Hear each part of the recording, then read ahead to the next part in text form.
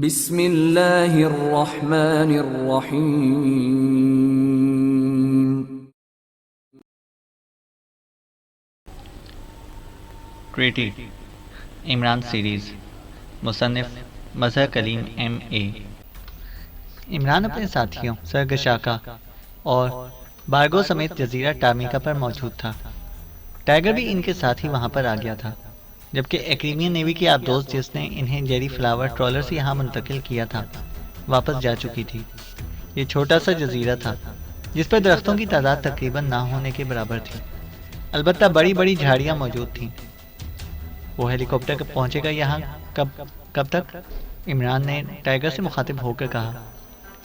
अभी थोड़ी देर बाद ही पहुंच जाएगा, फिक्र मत करें। टाइगर कोई काम गलत नहीं करता। टाइगर ने बड़े एतमाद भरे लहजे में जवाब देते हुए कहा। आप बेफिक्र रहें प्रिंस, टाइगर जो भी कहता है वो करके दिखाता है। आपने देखा कैसे कितनी जल्दी एक्रीमियन नेवी की आबदोस्त का बंदोबस्त कर लिया है, बारगो ने कहा और इमरान ने इस बात में सर हिला दिया। ये हेलीकॉप्टर क्या फौजी है? इमरान ने पूछा। जी नहीं, ये हार्वर्ड में एक प्राइवेट कंपनी का ट्रांसपोर्ट हेलीकॉप्टर है।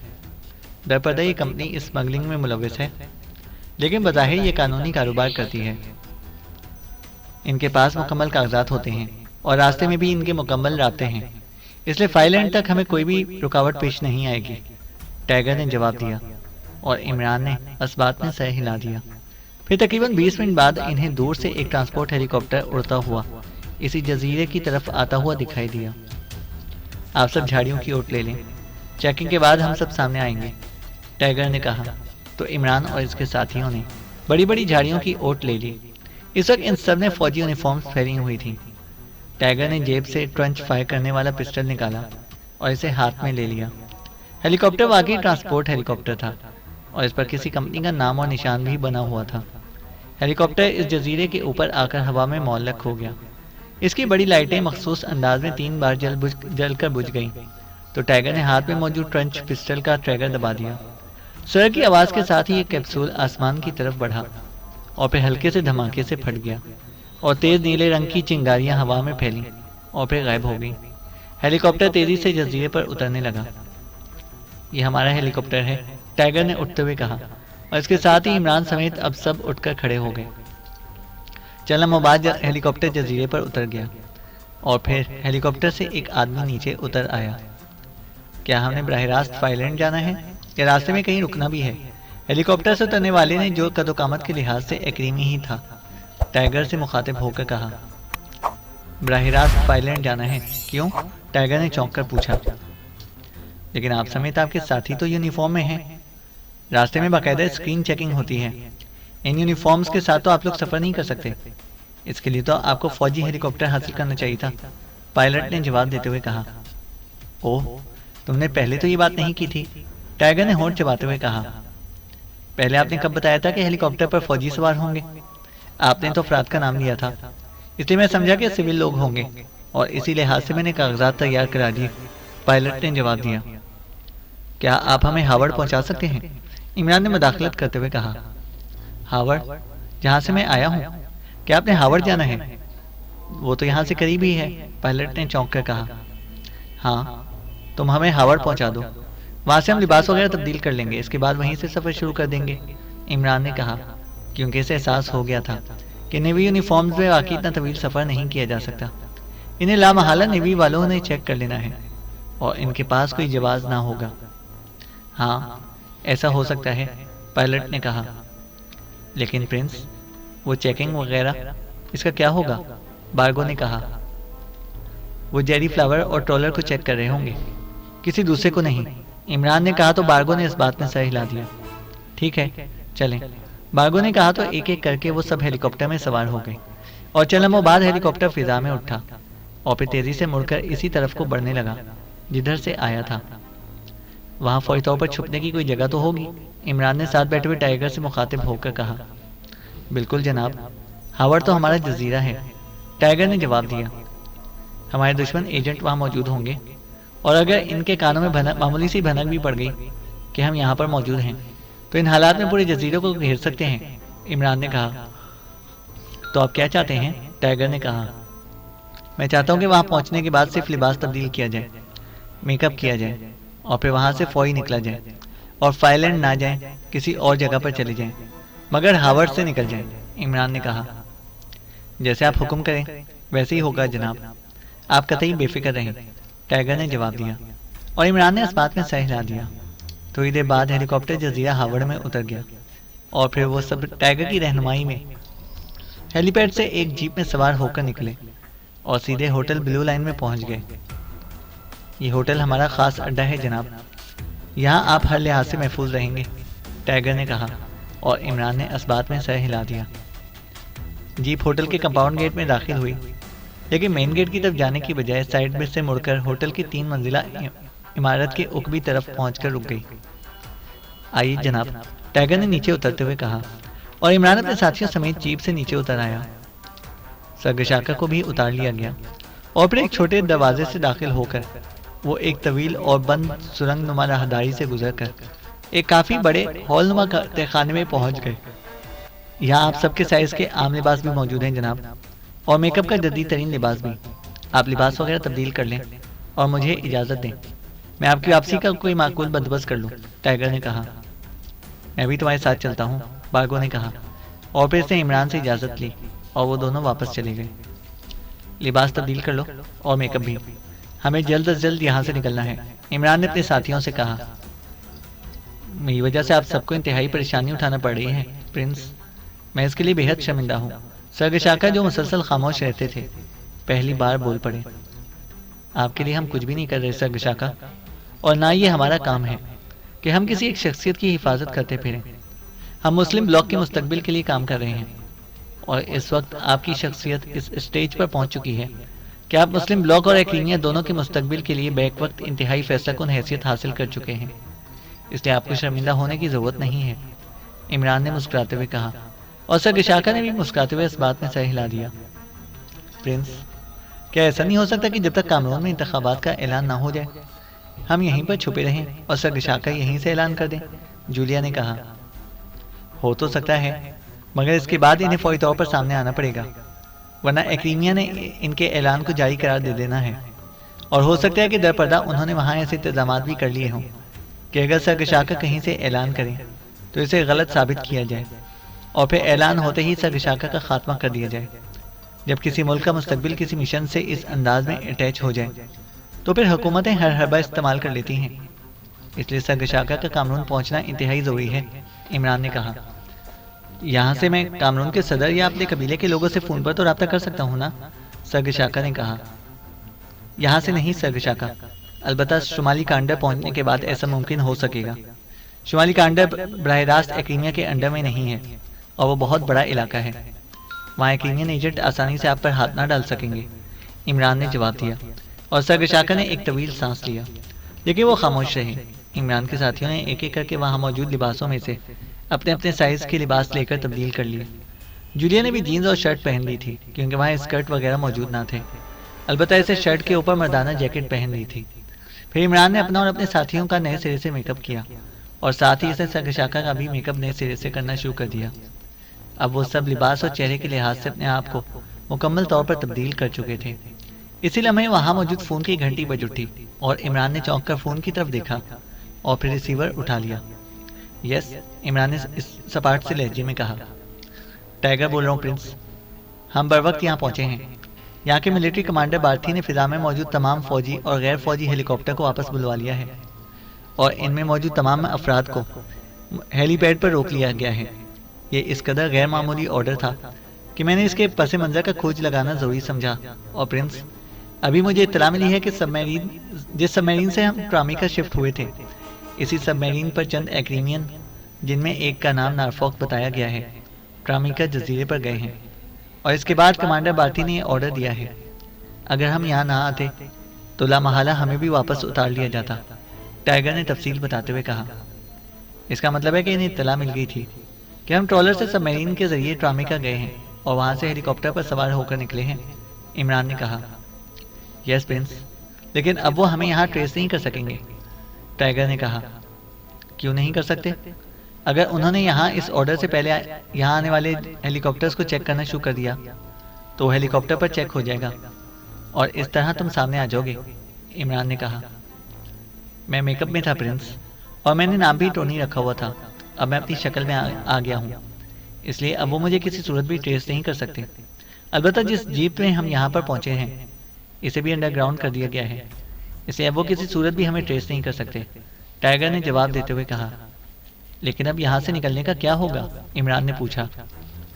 यही बात बताने के लिए मैंने कॉल की है कि फौरी तौर पर यहाँ से अब नहीं निकला जा सकता, टाइगर ने कहा। ओके, अगर तुमसे रब्ता करना हो तो फिर किस तरह किया जा सकता है? इमरान ने पूछा।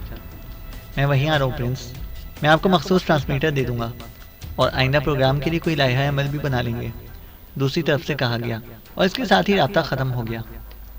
तो मेरी मानो इमरान, नारफॉक यहाँ मौजूद है, बजाय इसके कि हम भीगे हुए चूहों की तरह छुपते फिरें, हम खुद आगे बढ़कर इस नारफॉक का खात्मा कर दें, तनवीर ने गुस्सीले लहजे में कहा।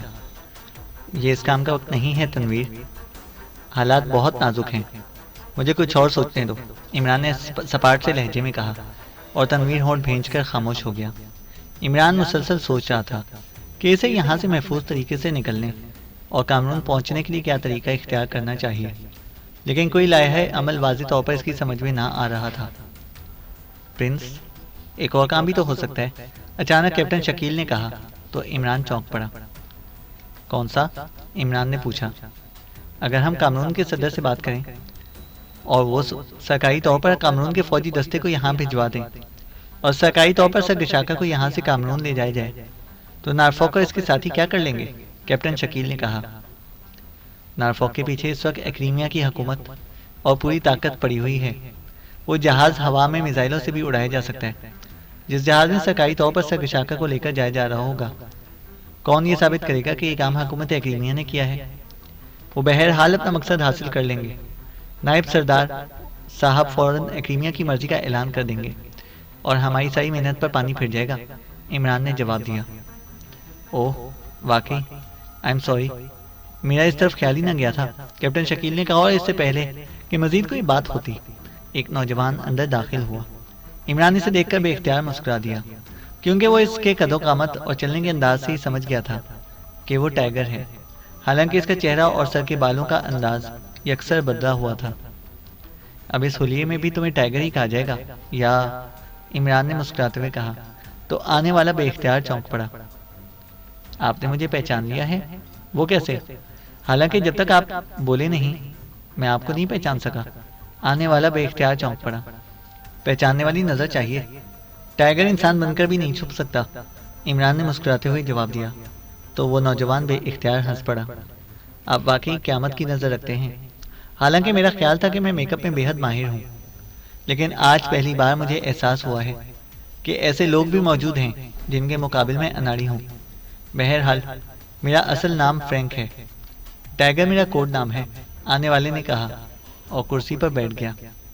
मजीद कुछ तफसीलात? इमरान ने मुस्कुराते हुए कहा। कमांडर बार्थी नारफॉक और दूसरे फौजियों के साथ हेलीपैड पर गए, लेकिन फिर सबको वापस जाने की इजाज़त मिल गई। लेकिन बहरहाल अब चेकिंग बेहद सख्त की जा रही है, फ्रैंक ने जवाब दिया। सरगशाका की कदोकामत का कोई आदमी मिल सकता है यहाँ पर जो सरगशाका का रोल निभा सके? अचानक इमरान ने कहा।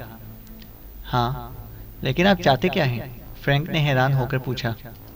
मैं दरअसल इस नारफॉक के लिए ट्रैप तैयार करना चाहता हूँ। वो सरगशाका के पीछे लगा हुआ है। अगर सरगशाका को इसी तरह सामने लाया जाए तो मुझे यकीन है कि वो इन्हें पकड़ लेगा, और अगर तुम्हारे आदमी ने दुरुस्त तौर पर अपना रोल निभा लिया तो हमें बहरहाल इतना मौका मिल जाएगा कि हम सरगशाका को यहाँ से निकालकर फाइलैंड पहुँचा दें, वरना ये नारफॉक भूत की तरह हमारे पीछे लगा रहेगा, इमरान ने कहा। आप हुक्म करें तो इस नारफॉक को भी हलाक किया जा सकता है, फ्रैंक ने कहा। तुमसे ज़्यादा बेहतर अंदाज में ये काम हम खुद कर सकते हैं, लेकिन हम इस वक्त तक नारफॉक को हलाक नहीं करना चाहते जब तक सरगशाका कामरून ना पहुँच जाए, वरना इसके हलाक होते ही हुकूमत एक्रीमिया हमारे गिर्द फौज और दूसरी एजेंसियां फैला देगी। अभी नारफॉक इनके अंधे एतमाद पर पूरा उतर रहा है, इसलिए नारफॉक की ज़िंदगी खुद हमारे लिए फ़िलहाल कारआमद है, इमरान ने कहा। लेकिन प्रिंस, वो सरगशाका को देखते ही हलाक ना कर देंगे, सफदर ने कहा। नहीं, जिंदा सरगशाका इनके लिए लाश से ज़्यादा बेहतर है। इस वक्त इंतखाबात का ऐलान होने में बहुत कम वक्त रह गया है और इस वक्त लाश से ज़्यादा जिंदा फ़ायदा उठा सकते हैं, इमरान ने जवाब दिया। ठीक है, जैसे आप चाहें। हमारे चीफ बॉस लॉन्गफील्ड का हुक्म है कि आपसे हर मुमकिन ताउन किया जाए, इसलिए हम आपके हुक्म के हर लिहाज से पाबंद हैं। फ्रैंक ने जवाब देते हुए कहा। वैसे एक बात तो बताओ फ्रैंक, लॉन्गफील्ड ने बार्गो को अपना खास आदमी बताया था, लेकिन मैंने महसूस किया है कि तुम बार्गो से ज़्यादा तेज भी हो और मौसर भी। इसकी क्या वजह है? इमरान ने कहा तो फ्रैंक बेख्तियार मुस्कुरा दिया। बार्गो नाइब चीफ है। वो तवील अरसे से हेडक्वार्टर में बैठकर काम करते रहे हैं। इनका हुक्म चलता है, इनका नाम चलता है, जबकि हमारा काम फील्ड का है। इसलिए फील्ड में वो इस अंदाज में काम नहीं कर सकते जिस अंदाज में हम कर सकते हैं। दूसरी बात यह कि हार्वर्ड मेरा इलाका है, मैं यहाँ का इंचार्ज हूँ और बॉस बार्गो का ताल्लुक सिर्फ स्मगलिंग से है, जबकि मैं एक्रीमिया की इंटेलिजेंस पे भी तवील अरसे तक रह चुका हूँ। इसलिए मुझे ऐसे बहुत से तरीके आते हैं जिनसे शायद बॉस बार्गो वाकिफ भी ना हो। फ्रैंक ने जवाब दिया तो इमरान ने इस बात में सही हिला दिया। फिर क्या कोई ऐसा आदमी मिल सकता है? इमरान ने कहा। जी हाँ, मैं इसे यहीं बुलवा लेता हूँ, बाकी आप इसे समझा दें, फ्रैंक ने कहा तो इमरान ने इस बात में सही हिला दिया। फ्रैंक उठकर एक तरफ पड़े हुए फ़ोन की तरफ बढ़ गया। इसे रिसीवर उठाया और नंबर प्रेस करना शुरू कर दिया। फ़ोन पर किसी को हिदायत देने के बाद फ्रैंक वापस आकर कुर्सी पर बैठ गया। अब आप मुझे अपना प्रोग्राम तफसील से बता दें ताकि मैं इसके मुताबिक इंतजामात करूं, फ्रैंक ने कहा। हमारा असल मकसद सर्गशाका को यहाँ से फाइलें लेकर पहुँचना है। मुझे यकीन है कि जैसे ही नकली सर्गशाका की इन्हें इत्तला मिलेगी, वो सब कुछ भूल कर इनके पीछे पड़ जाएंगे और इस वक्त तक जब तक इन्हें असल नकल का इल्म होगा, हम यहाँ से निकल चुके होंगे, इमरान ने कहा। हेलीकॉप्टर पर फाइलैंड पहुँचने में काफ़ी वक्त लग सकता है और यहाँ जजीरे से सिर्फ हेलीकॉप्टर सर्विस है। अलबत्ता यहाँ से तकरीबन 100 बहरी मील दूर एक दूसरा जजीरा है जिसका नाम तामो है। तामो जजीरे पर वैसे तो मुकम्मल तौर पर एक्रीमियन नेवी का कब्जा है और वहाँ एक्रीमियन नेवी का हेडक्वार्टर भी है, लेकिन इस जजीरे के शुमाली हिस्से में आम आबादी मौजूद है और वहाँ स्मगलिंग का सामान डंप करने के लिए बड़े बड़े जेर ज़मीन खुफिया गोदाम मौजूद हैं और ये सारा काम एक्रीमियन नेवी के मकामी हुक्काम की सरपरस्ती में होता है। गो हमारी पार्टी वहाँ काम नहीं करती, लेकिन एक पार्टी ऐसी है जिसका वहाँ इंतहाई मौसर अड्डा मौजूद है। इसका चीफ मेरा दोस्त है। वहाँ से आपको जेट तैयारा भी लेकर फाइलैंड जा सकता है। मेरा मतलब इस कंपनी के पीए से है। ये ट्रांसपोर्ट तैयारे जो माल की नकलो हमल में काम आते हैं और बज़ाहिर तो यही ज़ाहिर किया जाता है कि नेवी का मतलूबा सामान इनके ज़रिए हेडक्वार्टर में लाया जाता है और लेकर जाया जाता है, लेकिन ऐसा बहुत कम होता है। असल काम स्मगलिंग का माल लेकर आना होता है। इन तैयारों को मुकम्मल तौर पर हुक्काम की सरपरस्ती करते हैं। इसलिए अगर आपको यहाँ से टामो जजीरे पर पहुँचा दिया जाए और वहाँ से आप ट्रांसपोर्ट तैयारे के ज़रिए इंतहाई आसानी से और मुकम्मल हिफाजत से फाइलैंड पहुँच सकते हैं, फ्रैंक ने कहा। यहाँ तामो जजीरे पर जाने के लिए कौन सा जरिया इस्तेमाल किया जाएगा? इमरान ने पूछा। नेवी का हेलीकॉप्टर। भारी रकम देकर ये काम हो सकता है क्योंकि यहाँ से हेलीकॉप्टर तामो जजीरे पर आते जाते रहते हैं, फ्रैंक ने कहा। ठीक है, लेकिन ये देख लो कि वहाँ पहुँचकर हम उल्टा फंस ना जाए, इमरान ने कहा। आप बेफिक्र रहें, मैंने पहले भी आपको बताया कि फ्रैंक कभी नापुख्ता काम नहीं करता और मुझे अब हालात का पूरी तरह एहसास हो चुका है, फ्रैंक ने कहा तो इमरान ने इस बात में सर हिला दिया। अगर ऐसी बात है तो फिर सर्गशाका के नकली चक्कर चलाने की क्या ज़रूरत है? हम खामोशी से निकल जाएंगे, जूलिया ने पूछा। नहीं, इनकी तवज्जो हटाना ज़रूरी है। नॉरफॉक बेहद तेज़ है और होशियार आदमी है, इमरान ने कहा और जूलिया ने इस बात में सर हिला दिया। थोड़ी देर बाद एक आदमी वहाँ पहुँच गया और इसे देखकर इमरान के लबों पर इत्मीनान भरी मुस्कुराहट उभर आई, क्योंकि आने वाला ना सिर्फ सर्गशाका की कदो कामत और जिस्मानी जिसामत का हामिल था, बल्कि वह सर्गशाका की तरह अफ्रीकी भी था। ये मेरा ख़ास आदमी है, ब्रिक्सन। और ब्रिक्सन, ये चीफ बॉस लॉन्गफील्ड के ख़ास मेहमान हैं और तुम्हें इसलिए बुलाया गया है कि ये तुम्हारे ज़रिए क्रीमियन एजेंटों को ट्रैप करना चाहते हैं, फ्रैंक ने तारुफ कराते हुए कहा। मुझसे जो हो सका बॉस मैं करूँगा, ब्रिक्सन ने मुस्कुराते हुए जवाब दिया। सर्गशाका सामने बैठे हुए हैं, हम तुम्हें इनके रूप में एक्रीमियन एजेंटों के सामने लेकर आना चाहते हैं, इमरान ने सर्गशाका की तरफ देखते हुए कहा। वो किस तरह, मुझे तफसील तो बताएं, ब्रिक्सन ने सर्गशाका की तरफ देखते हुए कहा। तुम्हारे चेहरे पर डबल मेकअप किया जाएगा। पहले सर्गशाका का ये मेकअप ऐसा होगा कि इसे किसी मशीन पर चेक ना किया जा सके। इसके ऊपर एक्रीमी मेकअप जिसे साफ किया जा सकता हो। तुम बज़ाहिर एक एक्रीमियन सयाह होगे, लेकिन जब तुम्हारा मेकअप साफ किया जाएगा तो तुम सर्गशाका बन जाओगे, और फिर तुमने इन्हें ज़्यादा से ज़्यादा अरसे तक सर्गशाका बनकर दिखाना होगा। वैसे तुम फिक्र ना करो, सर्गशाका के बोलने का अंदाज, इनका लहजा और इनके बारे में तमाम तफसीलात से तुम्हें आगाह कर दिया जाएगा। इमरान ने कहा। ठीक है, मैं तैयार हूँ, ब्रिक्सन ने जवाब दिया। और इसने जिस एतमाद से बात की थी, इमरान ने इस पर संजीदगी के अंदाज में सर हिला दिया। फ्रैंक, तुम इस दौरान इस प्लान पर अमली तौर पर काम शुरू कर दो, ताकि जैसे ही ब्रिक्सन की तरफ इनकी तवज्जो हो, हम फ़ौरन यहाँ से निकल जाएं, इमरान ने कहा। और फ्रैंक ने इस बात में सर हिला दिया और उठकर खड़ा हो गया।